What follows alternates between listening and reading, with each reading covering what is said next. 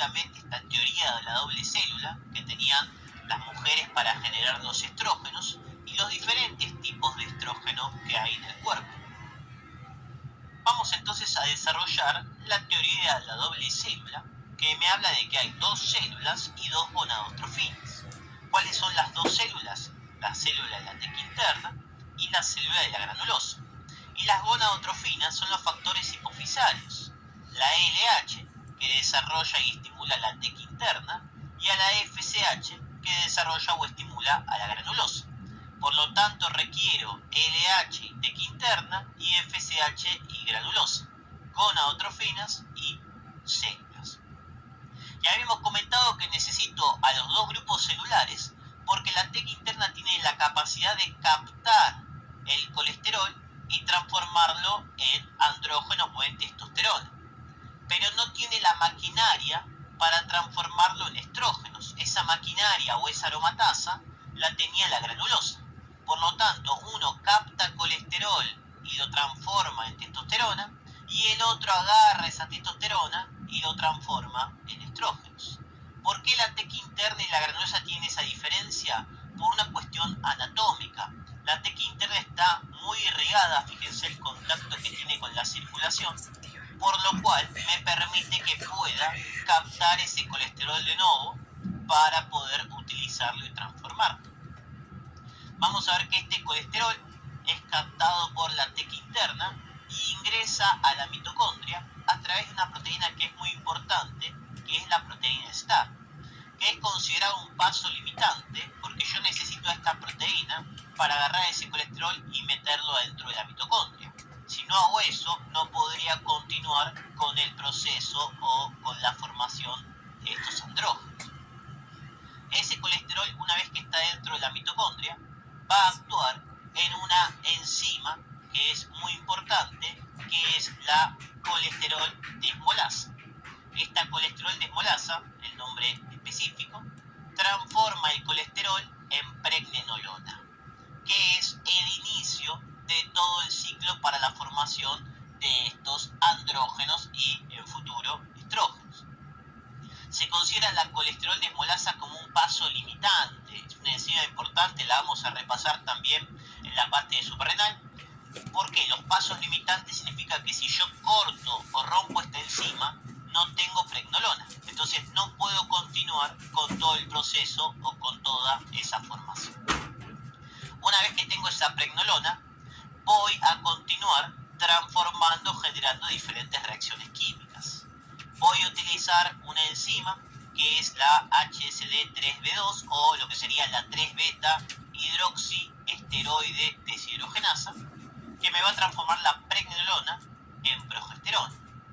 Luego esta progesterona, por la CYP17A1, lo que sería la 17-alfa hidroxilasa, me la va a transformar en androstenediona, y esta androstenediona, por medio de la HCD17B1 o la 17-beta hidroxiesteroide deshidrogenasa, se me transforma en testosterona. Pará, me estás matando. Tengo que saber todas estas enzimas. Y la verdad que no he visto muchas preguntas, pero bueno, el concepto funcional de cómo yo llego del colesterol por esta maquinaria en la circulación o por la capacidad de captarlo a pregnolona, sí me interesa esta, la colesterol desmolasa, y de ahí a la transformación en testosterona. La verdad que no sé si son tan importantes estos nombres, pero los aclaramos por las dudas. A mí me interesa más que nada que sepan que hay factores limitantes, porque si yo rompo acá, no hay forma de que avance la formación de testosterona. Pero es algo que está en el temario o que entra en la bibliografía.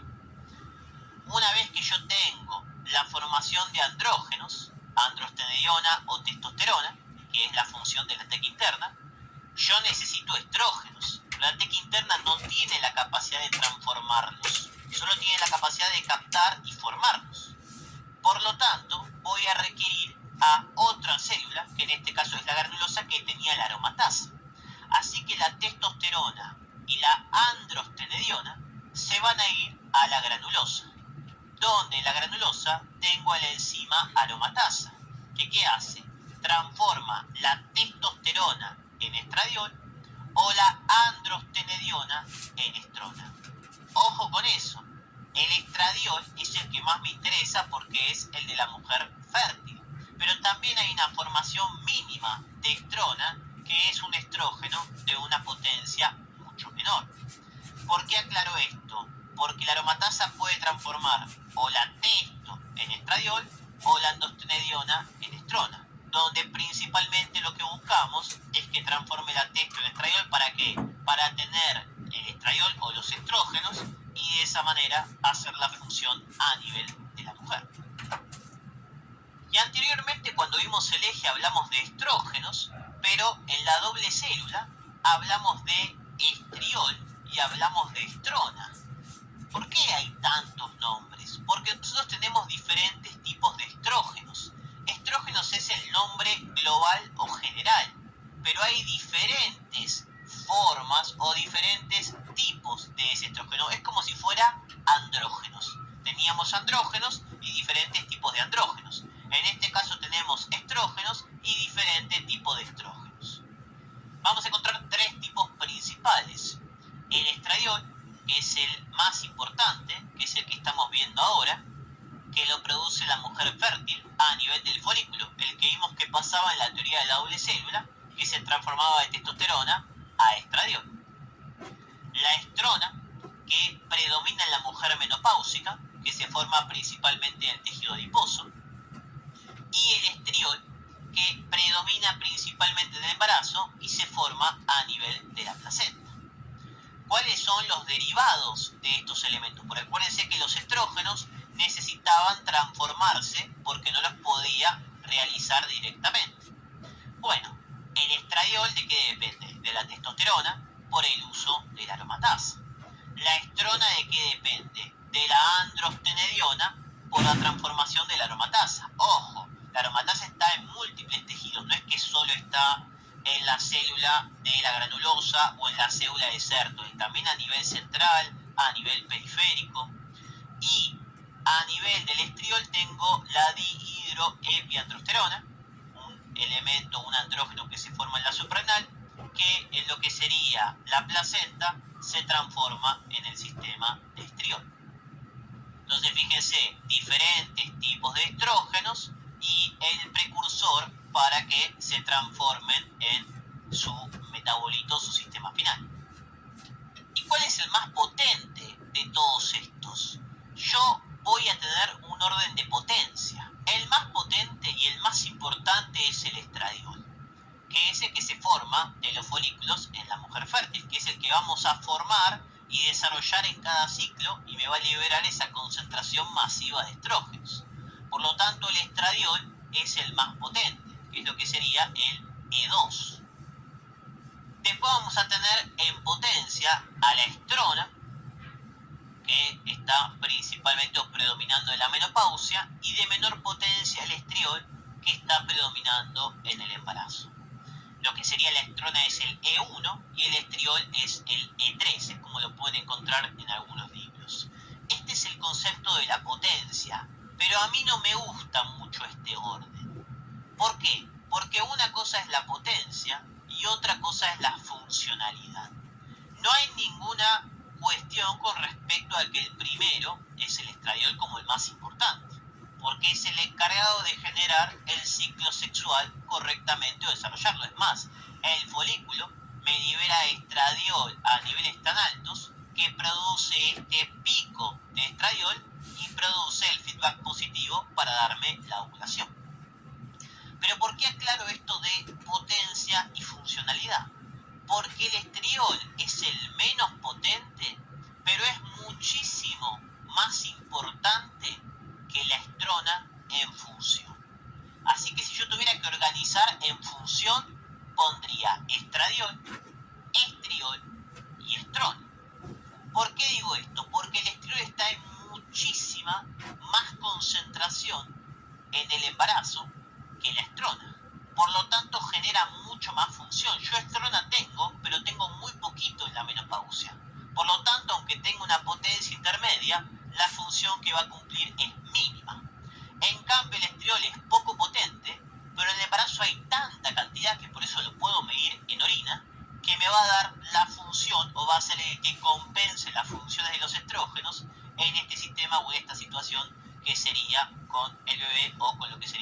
la unión de la placenta y el embarazo. Y también lo podemos pensar desde el otro punto de vista funcional. La mujer en la edad fértil tiene folículos, por lo tanto su principal fuente de estrógenos es a través del estradiol. Pero cuando la mujer entra en la menopausia, ya no tiene más reserva folicular, se le acaban los folículos, así que no puede formar estrógenos a partir de la testosterona o estradiol. ¿Cómo va a hacer para conseguir estrógenos? Y lo va a hacer a través del tejido adiposo. El tejido adiposo va a formar estos andrógenos de menor potencia y los va a transformar en estrona para tratar de compensar las funciones del estradiol que no tengo por la falla del sistema folicular.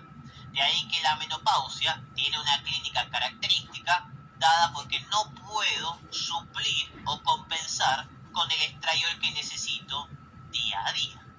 Trato de hacerlo, pero no llego porque por la poca potencia o la menor potencia que tiene este sistema. ¿Qué va a pasar con esta teoría de la doble célula cuando yo formo el cuerpo lúteo? Porque recién hablamos que esto se producía, la doble célula, en la primera parte del ciclo, con las células granulosas y la teca interna por el concepto de la hibridación, de la cantidad de sangre que recibe. El tema es que cuando se forma ese ovocito maduro y se ovula, se me va a formar con el resto que me queda, o sea, con las células granulosas y la teca interna, un nuevo grupo celular que es el cuerpo lúteo, una unificación formada tanto por la granulosa como por la teca interna. O sea que ahora voy a tener la maquinaria de la teca interna de captar colesterol y la maquinaria de la granulosa de transformar ese colesterol a estrógenos. Además de que ahora hay una irrigación que está potenciada tanto en la célula teca como en la célula de la granulosa. ¿Eso qué indica? Que yo ahora voy a poder empezar a captar colesterol también con la granulosa del cuerpo lúteo, ¿okay? ¿No? De lo que sería el ovocito. ¿Y qué va a pasar? Esta me va a empezar a dar mayor cantidad de progesterona. Por eso hay un aumento, un predominio principalmente de progesterona por el cuerpo lúteo, que si quiere lo puede mandar al sistema de circulación. Ojo, el cuerpo lúteo predomina la formación de progesterona, pero también se encarga de la formación de estrógenos porque tiene tanto la capacidad de formar colesterol o agarrarlo para formar testosterona como de transformarlo en estrógenos. O sea que el cuerpo lúteo tiene la capacidad de formar tanto progesterona como de formar estrógenos al mismo tiempo y de ahí liberarlo de la circulación y mantenerlos elevados en lo que sería la segunda parte del ciclo. Con eso cerramos la primera parte que se refiere a cómo es la regulación, importante el concepto de feedback negativo y el feedback positivo que vamos a desarrollar en la próxima clase, e hincapié principalmente en que no se puede formar directamente el estrógeno, sino que lo hace por estas dos células por la transformación de testosterona a estrógenos gracias al sistema de la aromatasa.